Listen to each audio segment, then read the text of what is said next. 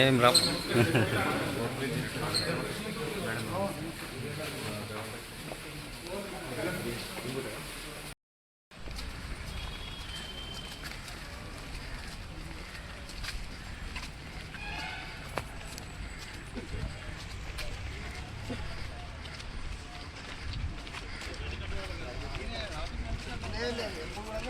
నమస్కారం తెలియజేస్తా ఉన్నాను. కోట్పల్లిలో 18వ తారీఖు రోజు ఏదైతే దాడి జరిగిందో సంగయ్య సీనియర్ నాయకుడు, ప్రజానాయకుడు, ఆయన పైన ఏదైతే దాడి జరిగిందో అది చాలా బాధాకరం. దాన్ని మేమందరం కూడా తీవ్రంగా ఖండిస్తూనే ఉన్నాం.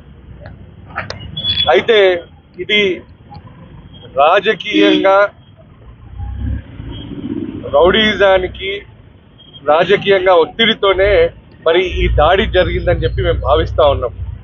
నేను ఎన్నో రోజుల నుంచి చెప్తా ఉన్నాను, కాంగ్రెస్ ప్రభుత్వం వచ్చినప్పటి నుంచి రౌడీజం పెరిగిపోయింది, అరాచకాలు పెరిగిపోయినాయి, ఈ విధంగా దాడులు కూడా చాలా ఎక్కువైపోయినాయి అనే విషయాన్ని నేను తెలియజేస్తా ఉన్నాను.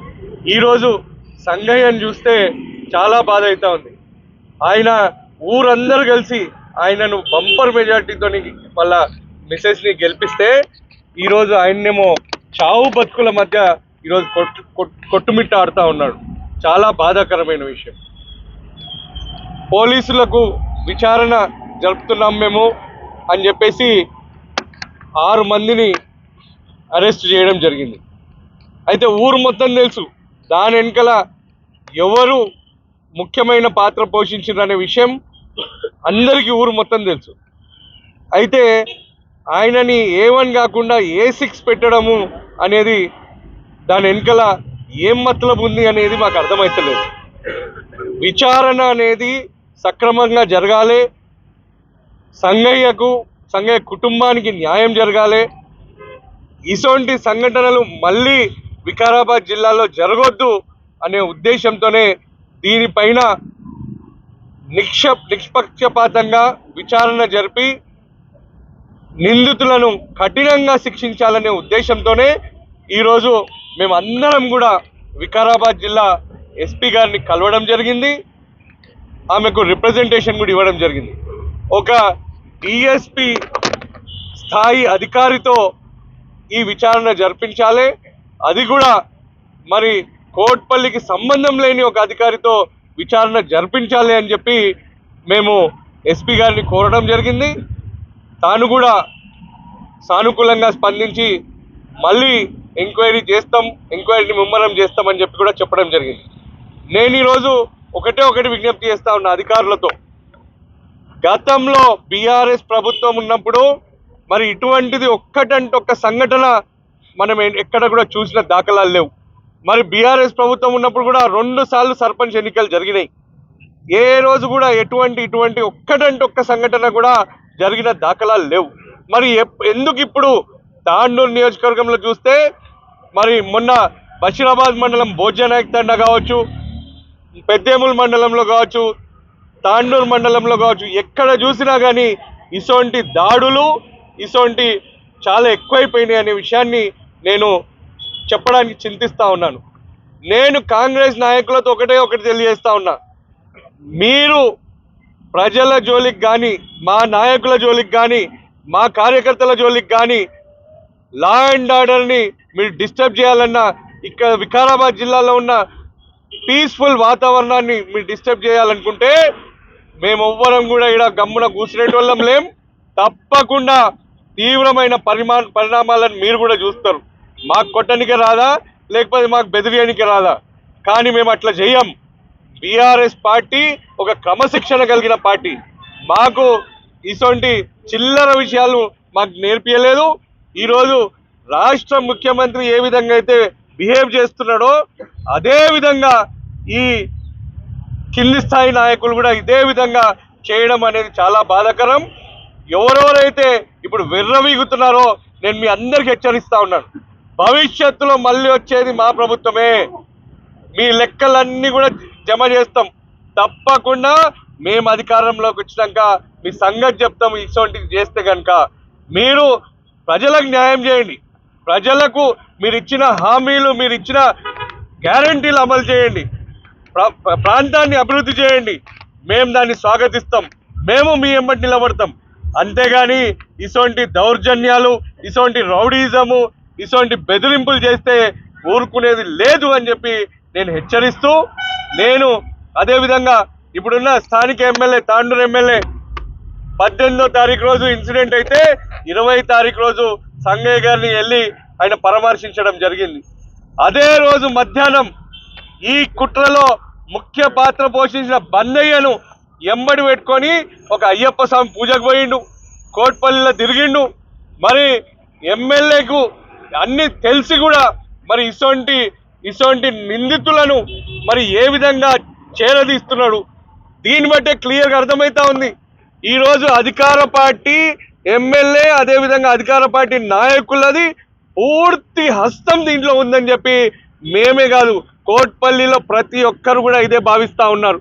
అంతేకాదు ఆయన ఏదో ₹1,00,000 ఇచ్చి చేతులు దులుపుకున్నాడు. నిజంగానే ఈరోజు కాంగ్రెస్ పార్టీ బలపరిచిన బందయ్య అదేవిధంగా వార్డు మెంబర్లు ఈ దుర్ఘటన చేయడంతోనే ఈరోజు సంగయ్య హాస్పిటల్లో పడ్డాడు.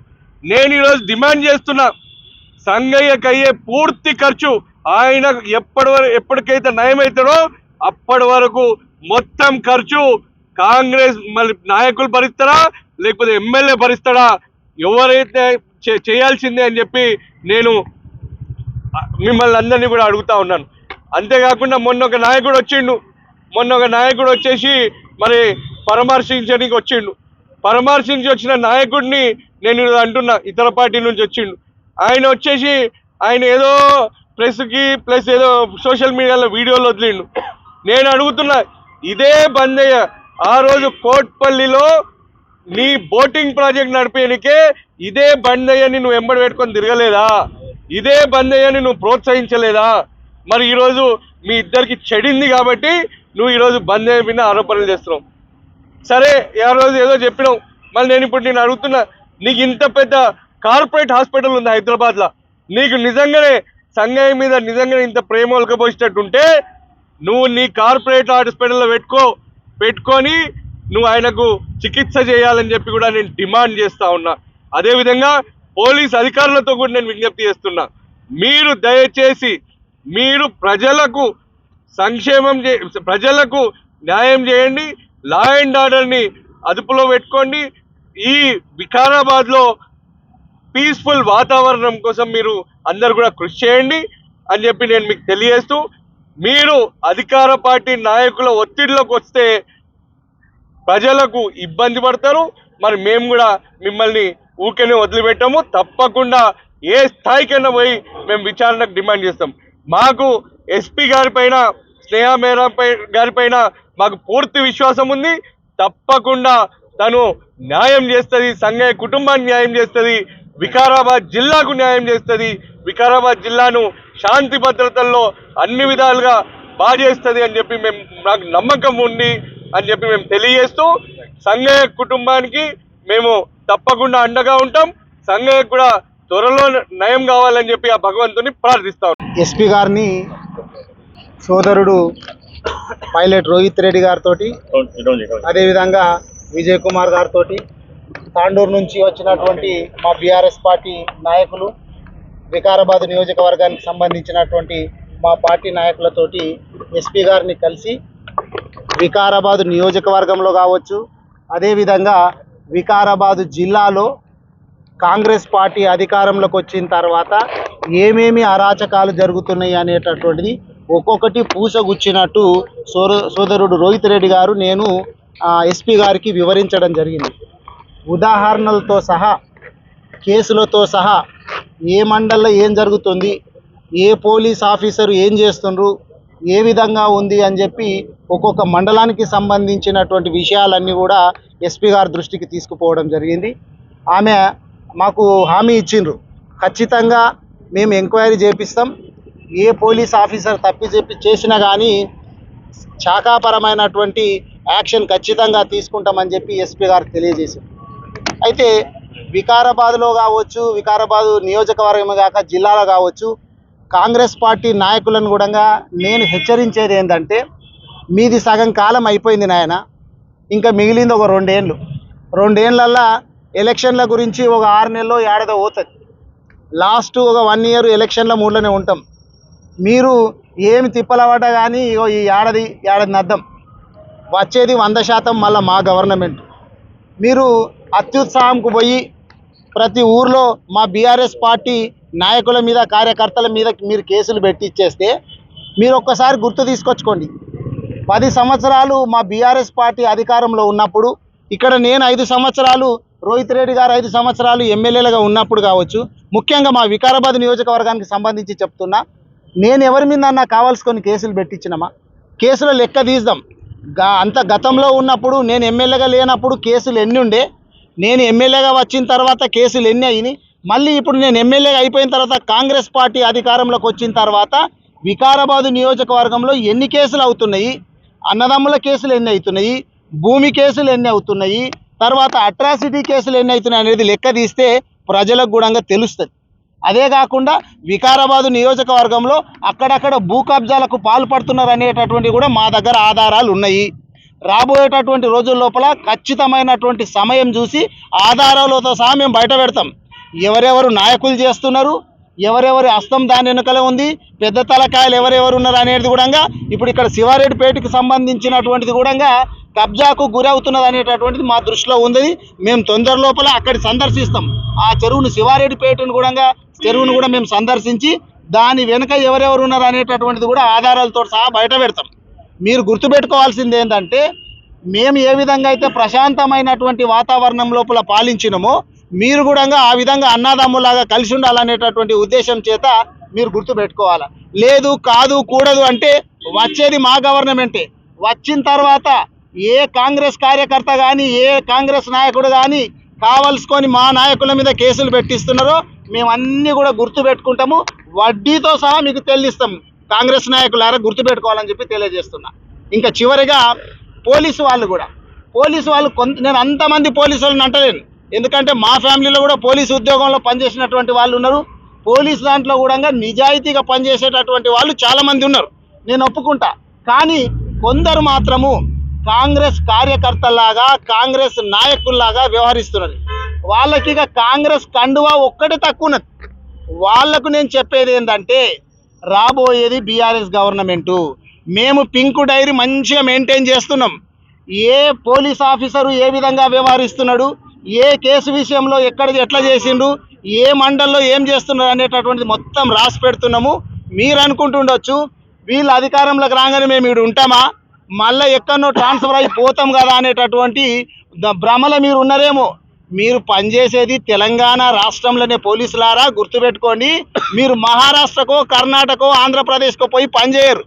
తెలంగాణ రాష్ట్రంలో ఎక్కడున్నా కానీ మిమ్మల్ని రప్పించే బాధ్యత మేమే తీసుకుంటాము. మీరు ఇంకొకటి కూడా అనుకుంటుండొచ్చు, మా సర్వీస్ దగ్గరకు వచ్చింది, మేము రిటైర్ అయిపోతామేమో, లేకపోతే మేము కేంద్ర సర్వీస్లోకి వెళ్ళిపోతామేమో. ఇటువంటివి ఉంటే మీరు ఏ పొక్కల దాగున్నా కానీ కాంగ్రెస్ కార్యకర్తలాగా పనిచేసేటటువంటి పోలీసు అందరికీ నేను హెచ్చరిస్తా ఉన్నా, ఏడ దాగున్నా కానీ మిమ్మల్ని గుంజుకొచ్చే బాధ్యత మాది. దాన్ని వడ్డీతో సహా కాంగ్రెస్ కార్యకర్తలాగా వ్యవహరిస్తున్న పోలీసులతో పాటు అత్యుత్సాహంతో మా పార్టీ నాయకుల మీద కేసులు పెట్టిస్తున్నటువంటి కాంగ్రెస్ నాయకులకు కూడా రాబోయేటటువంటి రోజుల లోపల చుక్కలు చూపించే బాధ్యత మేము తీసుకుంటామని చెప్పి తెలియజేస్తా ఉన్నాం.